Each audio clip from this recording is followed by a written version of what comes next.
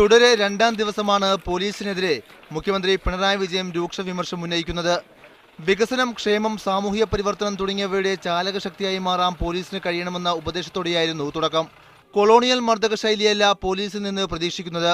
ബലം പ്രയോഗിച്ചും ഭീഷണിപ്പെടുത്തിയും നിയമപരിപാലനം നടത്താനാവില്ല.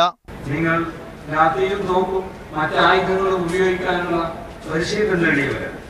എന്നാൽ അതോടൊപ്പം തന്നെ നിങ്ങൾക്ക് നാടിന്റെ ചരിത്രവും ആധുനിക സാങ്കേതിക വിദ്യകളും നിയമസംഹിതകളും തുടങ്ങി പലതരമുള്ള പരിശീലനം ലഭിച്ചിട്ടുണ്ട്. അതെല്ലാം ഇത്തരത്തിലുള്ള കാര്യങ്ങൾക്ക് വേണ്ടി ഉപകരിക്കാനുള്ളതാണ്.